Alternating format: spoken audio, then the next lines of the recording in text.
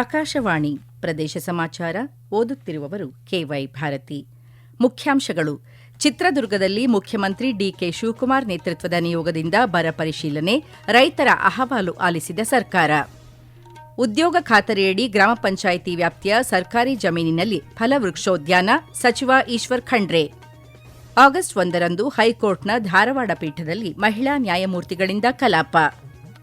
ನವದೆಹಲಿ ಮಂಡ್ಯ ಕೃಷಿ ವಿಜ್ಞಾನಗಳ ವಿಶ್ವವಿದ್ಯಾಲಯ ನಡುವೆ 3 ಕೃಷಿ ವಿಜ್ಞಾನ ಕೇಂದ್ರಗಳ ವರ್ಗಾವಣೆಗೆ ಒಡಂಬಡಿಕೆ. ಬೆಂಗಳೂರಿನಲ್ಲಿ ನಡೆಯುತ್ತಿರುವ ಕಾಮಗಾರಿಗಳಿಂದ ಪರಿಸರ ಮಾಲಿನ್ಯ, ಸರ್ಕಾರದ ವಿರುದ್ಧ ಬಿಜೆಪಿ ಅಸಮಾಧಾನ. ಮುಖ್ಯಮಂತ್ರಿ ಡಿಕೆ ಶಿವಕುಮಾರ್ ಹಾಗೂ ಉಪಮುಖ್ಯಮಂತ್ರಿ ಡಾ ಜಿ. ಪರಮೇಶ್ವರ್, ಅರಣ್ಯ ಸಚಿವ ಈಶ್ವರ್ ಖಂಡ್ರೆ ಇಂದು ಚಿತ್ರದುರ್ಗ ಜಿಲ್ಲೆ ಹಿರಿಯೂರು ತಾಲೂಕಿನ ಯರಬಳ್ಳಿ ಗ್ರಾಮ ಸೇರಿದಂತೆ ವಿವಿಧೆಡೆ ಜಮೀನುಗಳಿಗೆ ಭೇಟಿ ನೀಡಿ ಬರ ಪರಿಸ್ಥಿತಿಯನ್ನು ಖುದ್ದು ಪರಿಶೀಲಿಸಿದರು. ಇದೇ ವೇಳೆ ಈವರೆಗಿನ ಕೃಷಿ ಚಟುವಟಿಕೆ ಕುರಿತಂತೆ ರೈತರ ಅಹವಾಲು ಆಲಿಸಿದರು. ವದ್ದಿಕೆರೆ ಗ್ರಾಮದ ರೈತರ ಜಮೀನಿಗೆ ಭೇಟಿ ನೀಡಿದ ಮುಖ್ಯಮಂತ್ರಿ ನೇತೃತ್ವದ ನಿಯೋಗ ಒಣಗಿ ಹೋಗಿರುವ ಸೂರ್ಯಕಾಂತಿ ಬೆಳೆಯನ್ನು ವೀಕ್ಷಿಸಿದರು. ಸೂರ್ಯಕಾಂತಿ ಬಿತ್ತನೆಗೆ ತಗುಲಿದ ವೆಚ್ಚ ಹಾಗೂ ಹಾನಿಯ ಕುರಿತು ರೈತರಿಂದ ಮಾಹಿತಿ ಪಡೆದರು. ರಾಜ್ಯದಲ್ಲಿ ಎದುರಾಗಿರುವ ಬರ ಪರಿಸ್ಥಿತಿಯನ್ನು ಸರ್ಕಾರ ಗಂಭೀರವಾಗಿ ಪರಿಗಣಿಸಿದೆ ಎಂದು ಮುಖ್ಯಮಂತ್ರಿ ಡಿಕೆ ಶಿವಕುಮಾರ್ ತಿಳಿಸಿದ್ದಾರೆ. ಚಿತ್ರದುರ್ಗ ಜಿಲ್ಲೆಯ ಹಿರಿಯೂರಿಗೆ ಭೇಟಿ ನೀಡಿದ್ದ ಅವರು ವಿಭಾಗೀಯ ಮಟ್ಟದ ಬರ ಪರಿಶೀಲನಾ ಸಭೆಯಲ್ಲಿ ಭಾಗವಹಿಸುವ ಮುನ್ನ ಸುದ್ದಿಗಾರರೊಂದಿಗೆ ಮಾತನಾಡಿ, ಯಾವುದೇ ಕಾರಣಕ್ಕೂ ಜನರಿಗೆ ಕುಡಿಯುವ ನೀರಿನ ಅಭಾವ ಉಂಟಾಗದಂತೆ ಸೂಕ್ತ ಕ್ರಮ ಕೈಗೊಳ್ಳಲಾಗಿದೆ ಎಂದು ಹೇಳಿದ್ದಾರೆ.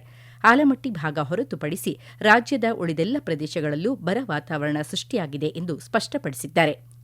ಇದೇ ವೇಳೆ ಸರ್ಕಾರಿ ಶಾಲೆಗಳ ದತ್ತು ಸ್ವೀಕಾರ ವಿಚಾರವಾಗಿ ಮಾತನಾಡಿದ ಅವರು, ಖಾಸಗಿ ಶಾಲೆಗಳ ಮೇಲೆ ಹೆಚ್ಚುವರಿ ಹೊರೆ ಹೊರಿಸುತ್ತಿಲ್ಲ.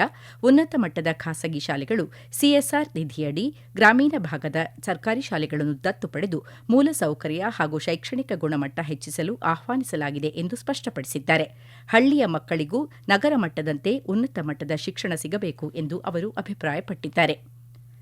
ಗ್ರಾಮ ಪಂಚಾಯಿತಿಗಳ ವ್ಯಾಪ್ತಿಯಲ್ಲಿನ ಸರ್ಕಾರಿ ಜಮೀನಿನಲ್ಲಿ ಉದ್ಯೋಗ ಖಾತ್ರಿ ಯೋಜನೆಯಡಿ ಫಲವೃಕ್ಷೋದ್ಯಾನ ಅಭಿವೃದ್ಧಿಪಡಿಸಿ ಇದನ್ನು ವಾರ್ಷಿಕ ಆಧಾರದ ಮೇಲೆ ಪಾರದರ್ಶಕವಾಗಿ ಹರಾಜು ಮೂಲಕ ಅದೇ ಗ್ರಾಮದ ಯುವಜನರಿಗೆ ಗುತ್ತಿಗೆ ನೀಡುವ ಬಗ್ಗೆ ಕ್ರಮ ವಹಿಸುವಂತೆ ಗ್ರಾಮೀಣಾಭಿವೃದ್ಧಿ ಮತ್ತು ಪಂಚಾಯತ್ ರಾಜ್ ಸಚಿವ ಈಶ್ವರ್ ಬಿ ಖಂಡ್ರೆ ಸೂಚಿಸಿದ್ದಾರೆ. ಪ್ರತಿ ಗ್ರಾಮದಲ್ಲಿ ಈ ರೀತಿಯ ಫಲವೃಕ್ಷೋದ್ಯಾನ ಅಭಿವೃದ್ಧಿಪಡಿಸುವುದರಿಂದ ಗ್ರಾಮದಲ್ಲಿನ ಹಸಿರು ಹೊದಿಕೆಯೂ ಹೆಚ್ಚಲಿದೆ, ನಿರುದ್ಯೋಗಿ ಭೂರಹಿತ ಯುವಜನರಿಗೆ ಉದ್ಯೋಗವೂ ಲಭಿಸಲಿದೆ. ಇದರಿಂದ ಗ್ರಾಮ ಪಂಚಾಯಿತಿ ಮತ್ತು ಕಂದಾಯ ಇಲಾಖೆಗೆ ಆದಾಯವೂ ಬರಲಿದೆ ಎಂದು ಇಲಾಖಾ ಕಾರ್ಯದರ್ಶಿಗೆ ನೀಡಿರುವ ಲಿಖಿತ ಸೂಚನೆಯಲ್ಲಿ ಸಚಿವ ಈಶ್ವರ್ ಖಂಡ್ರೆ ತಿಳಿಸಿದ್ದಾರೆ.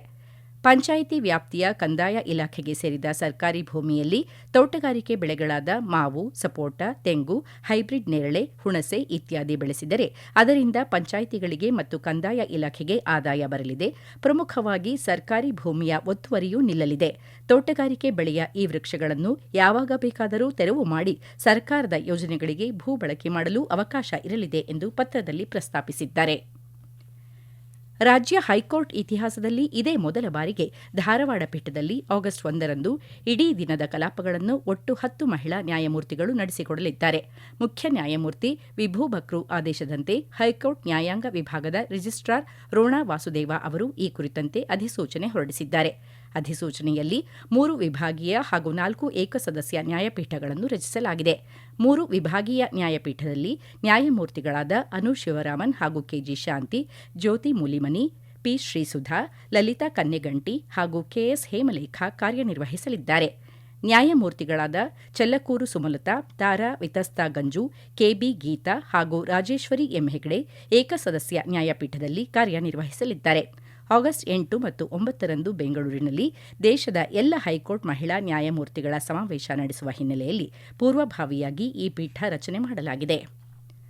ಆಕಾಶವಾಣಿಯ ಜನಪ್ರಿಯ ಮಾಸಿಕ ಕಾರ್ಯಕ್ರಮ ಮನ್ ಕಿ ಬಾತ್ನಲ್ಲಿ ಪ್ರಧಾನಮಂತ್ರಿ ನರೇಂದ್ರ ಮೋದಿ ಅವರು ನಾಳೆ ಬೆಳಗ್ಗೆ 11 ಗಂಟೆಗೆ ದೇಶ ವಿದೇಶಗಳಲ್ಲಿರುವ ಭಾರತೀಯರನ್ನು ಉದ್ದೇಶಿಸಿ ಮಾತನಾಡಲಿದ್ದಾರೆ. ಇದು ಮನ್ ಕಿ ಬಾತ್ನ 136ನೇ ಆವೃತ್ತಿಯಾಗಿದೆ.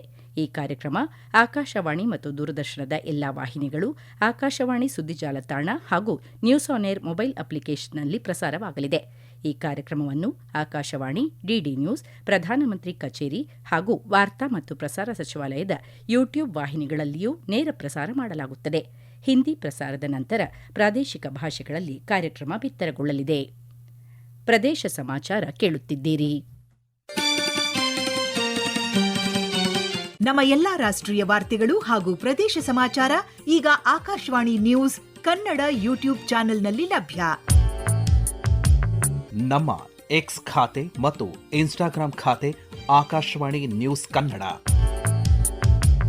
ಹೆಚ್ಚಿನ ಮಾಹಿತಿಗಾಗಿ ನಮ್ಮ ಫೇಸ್ಬುಕ್ ಖಾತೆ AIR ಕನ್ನಡ ನ್ಯೂಸ್ ಅನುಸರಿಸಿ. ಮಾಹಿತಿಯ ಹೂರಣ ವಾರದ ಕಾರ್ಯಕ್ರಮ ಪ್ರಚಲಿತ ವಿದ್ಯಮಾನ ಪ್ರತಿ ಬುಧವಾರ 9:15. ಭಾರತೀಯ ಕೃಷಿ ಅನುಸಂಧಾನ ಪರಿಷತ್ ನವದೆಹಲಿ ಮತ್ತು ಕೃಷಿ ವಿಜ್ಞಾನಗಳ ವಿಶ್ವವಿದ್ಯಾಲಯ ಮಂಡ್ಯ ನಡುವೆ 3 ಕೃಷಿ ವಿಜ್ಞಾನ ಕೇಂದ್ರಗಳ ವರ್ಗಾವಣೆಗೆ ಒಡಂಬಡಿಕೆಯಾಗಿದೆ. ಭಾರತೀಯ ಕೃಷಿ ಅನುಸಂಧಾನ ಪರಿಷತ್ ನವದೆಹಲಿ ಮತ್ತು ಕೃಷಿ ವಿಜ್ಞಾನಗಳ ವಿಶ್ವವಿದ್ಯಾಲಯ ಮಂಡ್ಯ, ಹಾಸನ ಮತ್ತು ಚಾಮರಾಜನಗರ ಕೃಷಿ ವಿಜ್ಞಾನ ಕೇಂದ್ರಗಳ ಆಡಳಿತಾತ್ಮಕ ನಿಯಂತ್ರಣವನ್ನು ಕೃಷಿ ವಿಜ್ಞಾನಗಳ ವಿಶ್ವವಿದ್ಯಾಲಯ ಬೆಂಗಳೂರು ಇವರಿಂದ ಕೃಷಿ ವಿಜ್ಞಾನಗಳ ವಿಶ್ವವಿದ್ಯಾಲಯ ಮಂಡ್ಯಕ್ಕೆ ವರ್ಗಾಯಿಸುವ ಕುರಿತು ಒಡಂಬಡಿಕೆಗೆ ಸಹಿ ಹಾಕಲಾಗಿದೆ. 3 ಕೃಷಿ ವಿಜ್ಞಾನ ಕೇಂದ್ರಗಳ ವರ್ಗಾವಣೆಯು ಮಂಡ್ಯ, ಹಾಸನ ಮತ್ತು ಚಾಮರಾಜನಗರ ಜಿಲ್ಲೆಗಳಲ್ಲಿ ಕೃಷಿ ವಿಸ್ತರಣಾ ಸೇವೆಗಳು ಹಾಗೂ ಕೃಷಿ ತಂತ್ರಜ್ಞಾನಗಳ ಪ್ರಸರಣವನ್ನು ಮತ್ತಷ್ಟು ಬಲಪಡಿಸುವ ನಿಟ್ಟಿನಲ್ಲಿ ಮಹತ್ವದ ಹೆಜ್ಜೆಯಾಗಿದೆ.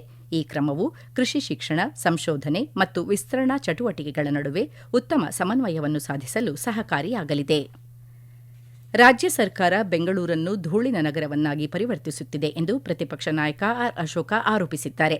ಅಭಿವೃದ್ಧಿಯ ಹೆಸರಿನಲ್ಲಿ ನಾಗರಿಕರಿಗೆ ಅನಾನುಕೂಲತೆ ಉಂಟುಮಾಡುವುದು ಸರ್ಕಾರದ ಸಾಧನೆಯೇ ಎಂದು ತಮ್ಮ ಹೇಳಿಕೆಯಲ್ಲಿ ಪ್ರಶ್ನಿಸಿದ್ದಾರೆ. ಜಿಬಿಎ ಮತ್ತು ಬೆಂಗಳೂರು ನೀರು ಸರಬರಾಜು ಮತ್ತು ಒಳಚರಂಡಿ ಮಂಡಳಿ ನಿರ್ಲಕ್ಷ್ಯದಿಂದಾಗಿ ನಗರದ ನಿವಾಸಿಗಳು ಪ್ರತಿನಿತ್ಯ ಧೂಳು ಮತ್ತು ಕಳಪೆ ಪರಿಸ್ಥಿತಿಗಳನ್ನು ಸಹಿಸಿಕೊಳ್ಳಬೇಕಾಗಿದೆ ಎಂದು ದೂರಿದ್ದಾರೆ. ಕೆಲ ಪ್ರದೇಶಗಳಲ್ಲಿ ಕುಡಿಯುವ ನೀರು ಮತ್ತು ಭೂಗತ ಒಳಚರಂಡಿ ಪೈಪ್ಲೈನ್ ಕಾಮಗಾರಿಗಳು ಪ್ರಾರಂಭವಾಗಿ 1 ವರ್ಷ ಕಳೆದರೂ ಮುಂದುವರೆದಿದೆ ಎಂದು ಸರ್ಕಾರದ ವಿರುದ್ಧ ಅಸಮಾಧಾನ ವ್ಯಕ್ತಪಡಿಸಿದ್ದಾರೆ. ಬೆಂಗಳೂರು ಅಭಿವೃದ್ಧಿ ಸಚಿವ ಕೃಷ್ಣ ಬೈರೇಗೌಡ ಮಧ್ಯಪ್ರವೇಶಿಸಿ ಬಾಕಿ ಇರುವ ಕಾಮಗಾರಿಗಳನ್ನು ಪೂರ್ಣಗೊಳಿಸಲು ಗಡುವು ನೀಡಬೇಕು ಎಂದು ಆಗ್ರಹಿಸಿದ್ದಾರೆ. ಬೆಂಗಳೂರನ್ನು ಸ್ವಚ್ಛವಾಗಿಡುವ ನಿಟ್ಟಿನಲ್ಲಿ ಮತ್ತೊಂದು ಮಹತ್ವದ ಹೆಜ್ಜೆಯಾಗಿ ನಗರಾಭಿವೃದ್ಧಿ ಸಚಿವ ಕೃಷ್ಣ ಬೈರೇಗೌಡ ಥಣಿಸಂದ್ರದಲ್ಲಿಂದು ಬೃಹತ್ ಸ್ವಚ್ಛತಾ ಅಭಿಯಾನಕ್ಕೆ ಚಾಲನೆ ನೀಡಿದರು. ಈ ಅಭಿಯಾನವು ಥಣಿಸಂದ್ರವನ್ನು ಸಂಪೂರ್ಣವಾಗಿ ಕಸಮುಕ್ತ ಪ್ರದೇಶವನ್ನಾಗಿ ಮಾಡುವ ಗುರಿ ಹೊಂದಿದೆ. ಸ್ವಚ್ಛತಾ ಅಭಿಯಾನವನ್ನು ಥಣಿಸಂದ್ರದಲ್ಲಿರುವ ಪೊಲೀಸ್ ತರಬೇತಿ ಶಾಲೆ ಮತ್ತು ರಾಷ್ಟ್ರೋತ್ಥಾನ ಶಾಲೆಯ ಆವರಣದಲ್ಲಿ ಆರಂಭಿಸಲಾಯಿತು. ಸಾರ್ವಜನಿಕರ ಸಹಭಾಗಿತ್ವದಲ್ಲಿ ಈ ಪ್ರದೇಶದ ನೈರ್ಮಲ್ಯವನ್ನು ಸುಧಾರಿಸುವುದು ಮತ್ತು ಕಸ ವಿಲೇವಾರಿಗೆ ಸೂಕ್ತ ವ್ಯವಸ್ಥೆ ಕಲ್ಪಿಸುವುದು ಇದರ ಪ್ರಮುಖ ಉದ್ದೇಶವಾಗಿದೆ. ಈ ವೇಳೆ ಮಾತನಾಡಿದ ಗ್ರೇಟರ್ ಬೆಂಗಳೂರು ಅಭಿವೃದ್ಧಿ ಸಚಿವ ಕೃಷ್ಣ ಬೈರೇಗೌಡ, ಎಲ್ಲರೂ ಕಸವನ್ನು ವಾಹನಗಳಿಗೇ ನೀಡಬೇಕು, ಎಲ್ಲೆಂದರಲ್ಲಿ ಕಸವನ್ನು ಎಸೆಯದಂತೆ ಸಾರ್ವಜನಿಕರಲ್ಲಿ ಮನವಿ ಮಾಡಿದ್ದಾರೆ. ಮಾಜಿ ಸಚಿವ ಸಿ. ವೀರಣ್ಣ ಅವರು ವಯೋಸಹಜ ಕಾರಣದಿಂದ ಇಂದು ನಿಧನ ಹೊಂದಿದ್ದಾರೆ. ಅವರಿಗೆ 89 ವರ್ಷ ವಯಸ್ಸಾಗಿತ್ತು. ಕೊರಟಗೆರೆ ವಿಧಾನಸಭಾ ಕ್ಷೇತ್ರದಿಂದ 1983, 1989ರಲ್ಲಿ ಶಾಸಕರಾಗಿ ಆಯ್ಕೆಯಾಗಿದ್ದ ಅವರು ಮುಖ್ಯಮಂತ್ರಿಗಳಾಗಿದ್ದ Ramakrishna Hegde, SR Bommai, JH Patel, HD ದೇವೇಗೌಡರ ಅವಧಿಯಲ್ಲಿ ವಿವಿಧ ಖಾತೆಗಳ ಸಚಿವರಾಗಿ ಕಾರ್ಯನಿರ್ವಹಿಸಿದ್ದರು. ರಾಮಕೃಷ್ಣ ಹೆಗಡೆ ಮುಖ್ಯಮಂತ್ರಿಯಾಗಿ ವಿದೇಶಕ್ಕೆ ತೆರಳಿದ್ದ ಸಂದರ್ಭದಲ್ಲಿ 7 ಖಾತೆಗಳ ಸಚಿವರಾಗಿ ಕಾರ್ಯನಿರ್ವಹಿಸಿದ್ದರು. ಸಿ. ವೀರಣ್ಣ ಅವರ ನಿಧನಕ್ಕೆ ಮುಖ್ಯಮಂತ್ರಿ ಡಿಕೆ ಶಿವಕುಮಾರ್, ಉಪಮುಖ್ಯಮಂತ್ರಿ ಡಾ. ಜಿ. ಪರಮೇಶ್ವರ್ ಸೇರಿದಂತೆ ಹಲವು ಗಣ್ಯರು ಸಂತಾಪ ಸೂಚಿಸಿದ್ದಾರೆ. ಚಾಮರಾಜನಗರ ಜಿಲ್ಲೆ ಗುಂಡ್ಲುಪೇಟೆ ತಾಲೂಕಿನ ಬಂಡೀಪುರ ಅರಣ್ಯದೊಳಗೆ ಅಕ್ರಮವಾಗಿ ಪ್ರವೇಶಿಸಿದ್ದ ದ್ವಿಚಕ್ರ ವಾಹನ ಸವಾರರಿಗೆ ಅರಣ್ಯ ಇಲಾಖೆ 25,000 ರೂಪಾಯಿ ದಂಡ ವಿಧಿಸಿ ಎಚ್ಚರಿಕೆ ನೀಡಿದೆ. ಕಳೆದ 4 ದಿನಗಳ ಹಿಂದೆ ಇಬ್ಬರು ದ್ವಿಚಕ್ರ ವಾಹನದ ಮೂಲಕ ಬಂಡೀಪುರ ಸಫಾರಿ ಝೋನ್ನ ಅರಣ್ಯ ಪ್ರದೇಶಕ್ಕೆ ಅಕ್ರಮವಾಗಿ ಪ್ರವೇಶಿಸಿ 1 ಕಿಲೋಮೀಟರ್ಗೂ ಅಧಿಕ ದೂರ ಸಂಚರಿಸಿದ್ದರು. ಸಾಮಾಜಿಕ ಜಾಲತಾಣದಲ್ಲಿ ವಿಡಿಯೋ ವೈರಲ್ ಆದ ಬೆನ್ನಲ್ಲೇ ಪ್ರಕರಣವನ್ನು ಗಂಭೀರವಾಗಿ ಪರಿಗಣಿಸಿದ ಅರಣ್ಯ ಇಲಾಖೆ ಅಧಿಕಾರಿಗಳು ಸಿಸಿಟಿವಿ ದೃಶ್ಯಾವಳಿ ಆಧರಿಸಿ ಆರೋಪಿಗಳನ್ನು ಪತ್ತೆ ಹಚ್ಚಿ 25,000 ರೂಪಾಯಿ ದಂಡ ವಿಧಿಸಿ ತಪ್ಪೊಪ್ಪಿಗೆ ಪತ್ರ ಪಡೆದಿದ್ದಾರೆ. ಈಗ ಕೊನೆಯಲ್ಲಿ ಮತ್ತೊಮ್ಮೆ ಮುಖ್ಯಾಂಶಗಳು. ಚಿತ್ರದುರ್ಗದಲ್ಲಿ ಮುಖ್ಯಮಂತ್ರಿ ಡಿಕೆ ಶಿವಕುಮಾರ್ ನೇತೃತ್ವದ ನಿಯೋಗದಿಂದ ಬರ ಪರಿಶೀಲನೆ, ರೈತರ ಅಹವಾಲು ಆಲಿಸಿದ ಸರ್ಕಾರ. ಉದ್ಯೋಗ ಖಾತರಿಯಡಿ ಗ್ರಾಮ ಪಂಚಾಯಿತಿ ವ್ಯಾಪ್ತಿಯ ಸರ್ಕಾರಿ ಜಮೀನಿನಲ್ಲಿ ಫಲವೃಕ್ಷೋದ್ಯಾನ, ಸಚಿವ ಈಶ್ವರ್ ಖಂಡ್ರೆ. ಆಗಸ್ಟ್ 1ರಂದು ಹೈಕೋರ್ಟ್ನ ಧಾರವಾಡ ಪೀಠದಲ್ಲಿ ಮಹಿಳಾ ನ್ಯಾಯಮೂರ್ತಿಗಳಿಂದ ಕಲಾಪ. ನವದೆಹಲಿ, ಮಂಡ್ಯ ಕೃಷಿ ವಿಜ್ಞಾನಗಳ ವಿಶ್ವವಿದ್ಯಾಲಯ ನಡುವೆ 3 ಕೃಷಿ ವಿಜ್ಞಾನ ಕೇಂದ್ರಗಳ ವರ್ಗಾವಣೆಗೆ ಒಡಂಬಡಿಕೆ. ಬೆಂಗಳೂರಿನಲ್ಲಿ ನಡೆಯುತ್ತಿರುವ ಕಾಮಗಾರಿಗಳಿಂದ ಪರಿಸರ ಮಾಲಿನ್ಯ, ಸರ್ಕಾರದ ವಿರುದ್ಧ ಬಿಜೆಪಿ ಅಸಮಾಧಾನ. ಇಲ್ಲಿಗೆ ಪ್ರದೇಶ ಸಮಾಚಾರ ಮುಗಿಯಿತು. ನಮ್ಮ ಮುಂದಿನ ವಾರ್ತಾ ಪ್ರಸಾರ ಸಂಜೆ 6:40ಕ್ಕೆ.